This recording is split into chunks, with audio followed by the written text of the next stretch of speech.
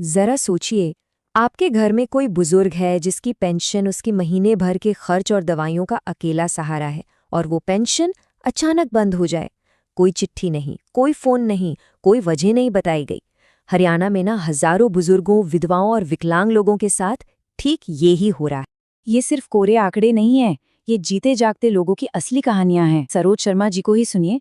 तो सरकार ने ही उनकी पेंशन शुरू की थी, लेकिन अब वही सहारा उनसे छीन लिया गया है। वो पूछ रही हैं, मैं किसके पास जाऊं? और उनकी तरह न जाने कितने लोग दफ्तरों के चक्कर काट रहे हैं, बस ये जानने के लिए कि उनकी गलती क्या है।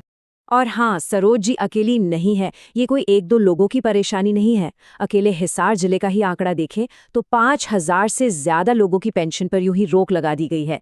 मतलब ये एक बहुत बड़े और गंभीर मुद्दे की तरफ इशारा है, जो न जाने कितने परिवारों को परेशान कर रहा है। तो चलिए इस पूरे मामले को थोड़ा और गहराई से समझते हैं। हमारा पहला हिस्सा, अचानक बंद हुई पेंशन। ये जो हो रहा है ना, ये पूरे हरियाणा में हो रहा है। और निशाना कौन बन रहा है? समाज के सबसे कमजोर लोग, बुजुर्ग, विधवाएं और विकलांग व्यक्ति, जिनकी सामाजिक सुरक्षा पेंशन बिना कुछ बताए बंद कर दी गई। और देखिए, ये कोई सुनी सुनाई बात नहीं है।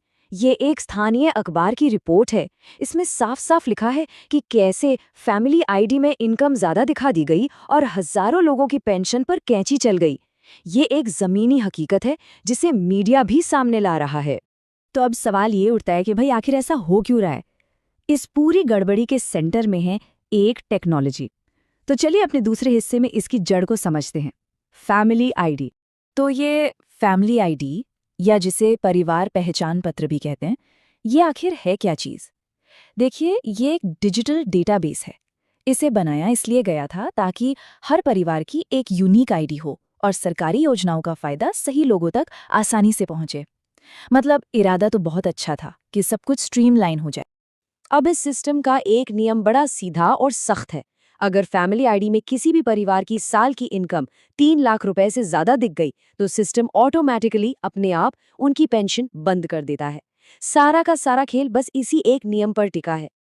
लेकिन असली प्रॉब्लम तो यहीं से शुरू होती है। लोगों की असल कमाई भले ही कम हो, पर सिस्टम में वो लाखों में दिख रही है। तो चलिए हमारे तीसरे और सबसे जरूरी हिस्से में देखते हैं कि आखिर ये इनकम अपने आप इतनी बढ़ कैसी रही है। ये सवाल तो मन में आएगा ही कि अगर लोग सच में जरूरतमंद हैं, तो फिर ये डिजिटल सिस्टम उन्हें अमीर क्यों समझ रहा है? गलती आखिर हो कहाँ रही है? इसका जवाब ना थोड़ा हैरान करने वाला है। ये सिस्टम कुछ चीजों को सीधे सीधे ज्यादा इनकम का सबूत मान लेता है। जैसे मान लीजिए आपके बैंक खाते में 1,80,000 रुपए से ज्यादा जमा है, या आपका साल का बिजली बिल 24,000 से ज्यादा आ गया, तो सिस्टम मान लेगा कि आप अमीर हैं। इतना ही नहीं, अगर आपके नाम पर 400 वर्ग गज से बड़ा कोई प्लॉट है, या आपने कभी आईटीआर फाइल किया है, या आपके नाम पर जीएसटी नंबर है, तो भी आपकी पेंशन कट सकती है, भले ही आपकी असल कमाई ना के बराबर क्यों ना हो। और गलतियां सिर्फ इनकम के आंकड़ों में ही नहीं है। ये मामला तो और भी चौंकाने वाला है कि जगदीश जी को देखिए। इस एक अजीब सी टेक्निकल गलती की वजह से उनकी और उनकी पत्नी दोनों की पेंशन रोक दी गई है। अब ये समझना बहुत जरूरी है कि ये जो कुछ भी हो रहा है, इसका असर कितने बड़े पैमाने पर पड़ रहा है। हमारा चौथा हिस्सा, आखिर कौन है पेंशन पर निर्भर। सबसे पहले हरियाणा में 22.3 लाख बुजुर्ग नागरिक अपनी वृद्धावस्था पेंशन पर निर्भर हैं। जरा इस संख्या के बारे में सोचिए। ये पेंशन उनके लिए सिर्फ पैसा नहीं, उनके बुढ़ापे की लाठी है, उनका सम्मान है। इनके अलावा राज्य में करीब 8.99 लाख विधवा महिलाएं हैं।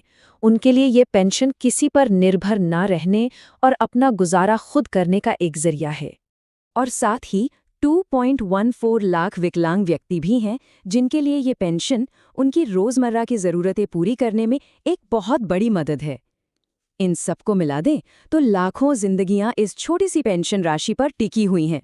तो जब इतनी बड़ी गड़बड़ी सामने आई है और लाखों लोगों की जिंदगी पर असर पड़ा है, तो अब आगे क्या होगा? चलिए अपने आखिरी हिस्से में इसी पर बात करते हैं। खैर, एक राहत की बात यह है कि प्रशासन ने इस प्रॉब्लम को माना है। अधिकारियों ने आदेश दिए हैं कि ऐसे सभी मामलों की दोबारा जांच होगी, जिसे री-वेरिफिकेशन कहते हैं।